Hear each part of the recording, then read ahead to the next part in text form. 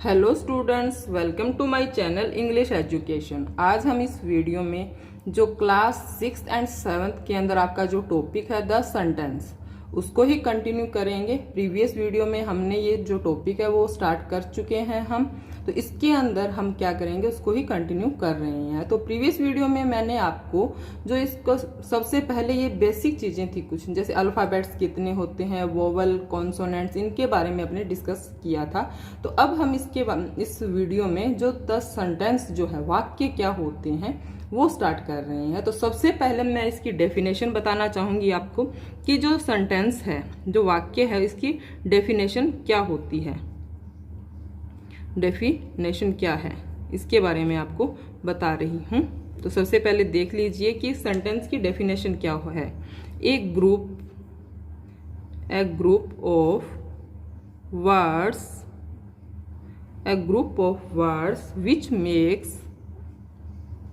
which makes complete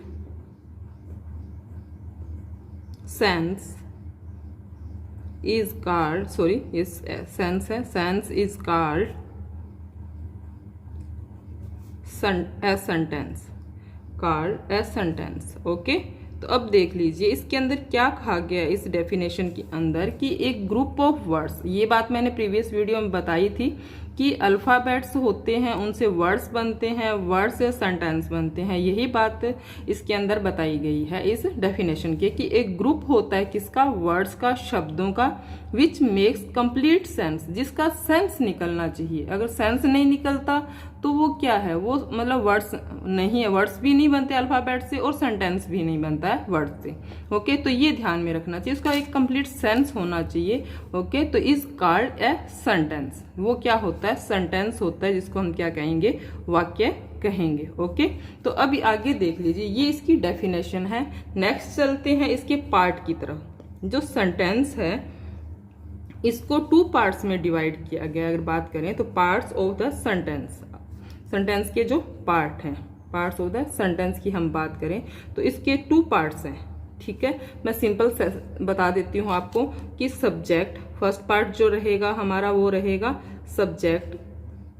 ठीक है, 2 parts में डिवाइड किया गया है, 2 पार्ट्स है इसके सेंटेंस के। सब्जेक्ट, सेकंड रहेगा हमारा प्रेडिकेट।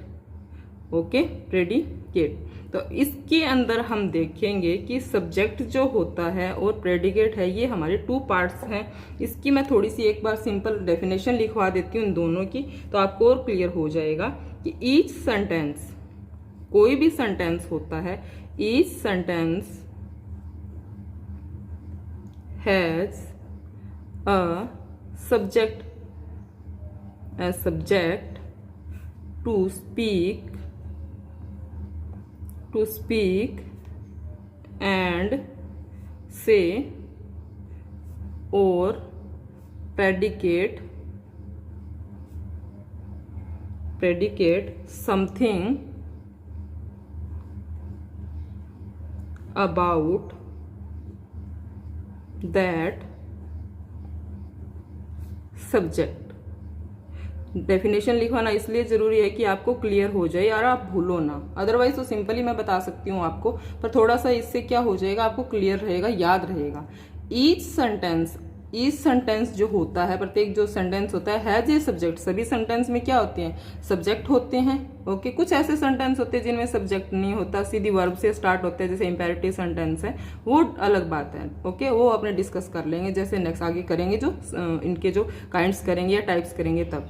ठीक है, तो each sentence has a subject, प्रत्येक जो सेंटेंस होता है, वाक्य होता है, हैज ए सब्जेक्ट होता है, टू स्पीक एंड से, जिसके बारे में हम बोलते हैं या उसके बारे में कुछ कहते हैं, और predicate something about that subject. और प्रेडिकेट क्या होता है, समथिंग अबाउट दैट सब्जेक्ट, मतलब हम उस सब्जेक्ट के बारे में जो कुछ कहते हैं ना।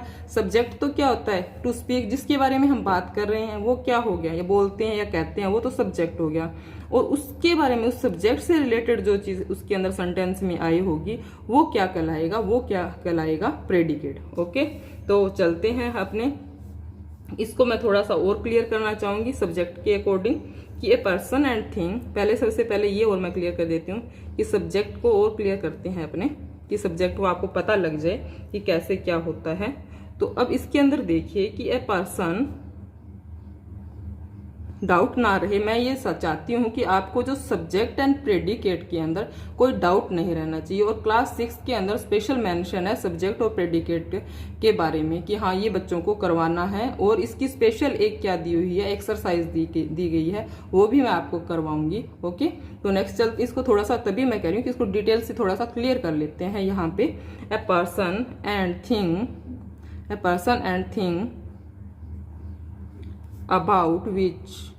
about which something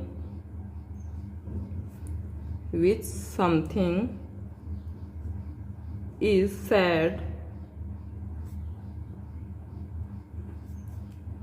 known as subject, okay, जिसके बारे में हम क्या कह रहे हैं, बात कर रहे हैं। ऐसा कोई ए पर्सन एंड थिंग, या अपने कह सकते हैं पर्सन व्यक्ति हो सकता है, या कोई थिंग वस्तु हो सकती है, अबाउट जिसके बारे में हम समथिंग इज सेड हम कुछ कह सकते हैं, नोन एज सब्जेक्ट के बारे में हम कुछ कह सकते हैं, वो क्या कहलाता है, सब्जेक्ट कहलाता है। वाक्य का ऐसा जो पार्ट होता है, ठीक है, जिसके अंदर हम क्या है, किसी व्यक्ति के बारे में या कोई वस्तु है उसके बारे में क्या कर रहे हैं, बात कर रहे हैं, बता रहे हैं, तो वो क्या कहलाएगा, सब्जेक्ट कहलाएगा। ठीक है, यहाँ पे इज आएगा, इज मेंशन और कर लीजिए। Okay, is said is known as subject.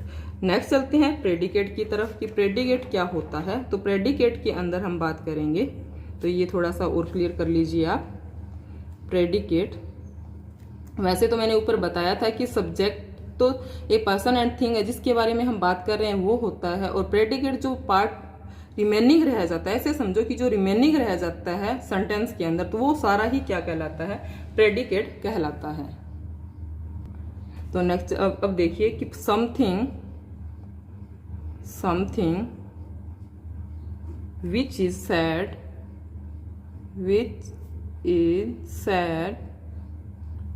about the subject is called predicate। ये देखिए, यहाँ पे कंफ्यूज नहीं होना है आपने। ये अगर समझ नहीं आ रहा है आपको डेफिनेशन में, थोड़ा बहुत तो समझ आ ही रहा है कि मैं बता रही हूँ कि जो सेंटेंस होता है उसके अंदर जिसके बारे में बात हो रही है या जिसके बारे में हम बोलते हैं या कहते हैं, वो तो क्या कहलाता है, सब्जेक्ट कहलाता है। सिंपल समझ लीजिए, सिंपल लैंग्वेज में। और जो पीछे रिमेनिंग जो पार्ट रह जाता है सेंटेंस के अंदर, वो क्या कहलाता है, प्रेडिकेट कहलाता है। वैसे अगर इसकी लैंग्वेज में हम देखें तो ये देखो, something which is said about the subject के बारे में जो कुछ कहा जाता है, जो बात हो रही है, वो तो खुद क्या हो गया, सब्जेक्ट हो गया। पर जो कुछ कहा जा रहा है वो सब क्या कहलाता है, प्रेडिकेट कहलाता है। ओके, तो हम यहाँ पर कुछ चीजें हैं वो समझेंगे कि मैं इसको एग्जांपल से क्लियर करवा रही हूँ आपको, कि एग्जांपल ले लेते हैं, इससे और क्लियर हो जाएगा। और आपको जो एक्सरसाइज है वो मैं आपके जो क्लास 6 के अंदर जो एक्सरसाइज है वो ही करवाऊंगी आपको, जिससे आपको मतलब कि इस एक्सरसाइज में प्रॉब्लम ना हो और आपको मतलब करने में इजी रहे। ओके, एग्जाम की दृष्टिकोण से अपने देखें, अकॉर्डिंग देखें तो भी फिर ठीक है। तो मैं सिंपल एग्जांपल करवा रही हूँ, पहले कुछ देख लीजिए आप। जैसे मैंने लिखा बर्ड्स फ्लाई, पक्षी उड़ते हैं। Second, the tiger killed the hunter। Okay, third देख लीजिए, एक बार मैं राइट करवा देती हूँ सेंटेंस, उसके बाद में मैं इसको प्रेडिकेट और वो सारा आपको क्लियर करवाऊंगी कि हाँ कैसे है। तो इसके अंदर द डॉग्स बार्क। नेक्स्ट ले लीजिए, cows are grazing in the field। एक एग्जांपल और करवा देती हूँ मैं आपको, जिससे और क्लियर हो जाएगा आपको। नेक्स्ट एग्जांपल लेते हैं अपने, the teacher taught us a lesson। अब ये देखिए, ये कुछ सेंटेंस लिए हैं हमने तो इनसे मैं क्लियर करवाऊंगी कि सब्जेक्ट कौन सा है और प्रेडिकेट कौन सा है। ओके, तो अब इसके अंदर देख ली फर्स्ट जो देखो एग्जांपल, अपने फर्स्ट एग्जांपल देख ली, बर्ड्स फ्लाई, मैंने लिखा बर्ड्स फ्लाई, तो इसके अंदर जो बर्ड्स हैं वो क्या हो गया, बर्ड्स तो क्या है यहाँ पे सब्जेक्ट है, एस राइट कर रही हूं मैं यहाँ पे, ये सब बर्ड्स क्या है सब्जेक्ट है, और जो फ्लाई है, फ्लाई मैंने ये सिंपल बताया कि अगर कुछ समझ ना आए इसके अंदर तो आपने क्या करना है, सबसे पहले सब्जेक्ट देखना है, सब्जेक्ट कौन सा है, तो सब्जेक्ट आ गया इसके अंदर, बर्ड्स आ गया, तो हमने एस राइट कर दिया। ओके, उसके बाद में यहाँ पर मैंने ये लिखा हुआ है फ्लाई लिखा हुआ है, तो रिमेनिंग जो पार्ट होता है इसका सेंटेंस का वो ऑलवेज क्या कहलाता है, प्रेडिकेट कहलाता है। तो यहाँ पे हमने क्या लिखा है, पी लिखा है। ओके, तो ये ध्यान में रखना है कि बर्ड्स क्या हो गया, सब्जेक्ट हो गया, और फ्लाई क्या हो गया, प्रेडिकेट हो गया।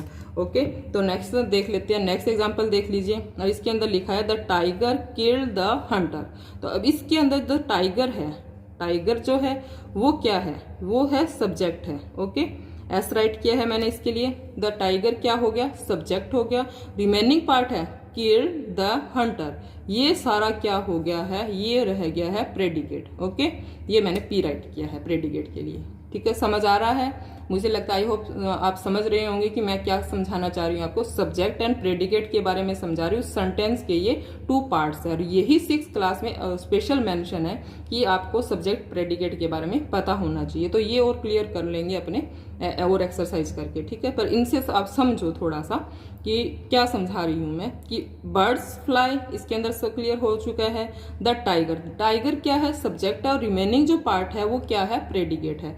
नेक्स्ट चलते हैं नेक्स्ट एग्जांपल की ओर, तो इसके अंदर द डॉग्स, डॉग्स क्या है, द डॉग्स क्या हो गया, सब्जेक्ट हो गया, और रिमेनिंग इसका पार्ट कौन सा है, बार्क, तो ये इतना ही क्या रहेगा। ऐसे नहीं सोचना है कि ये तो थोड़ा सा ही है, सिर्फ वर्ब दी हुई है तो ये कैसे हो सकता है प्रेडिकेट, तो अपने सिर्फ सब्जेक्ट पे कॉन्सेंट्रेट करना है कि सब्जेक्ट कौन सा है। ठीक है, वो, और उसके बाद रिमेनिंग जो रह जाता है वो क्या कहलाएगा, वो ऑलवेज ही क्या कहलाएगा, प्रेडिकेट कहलाएगा।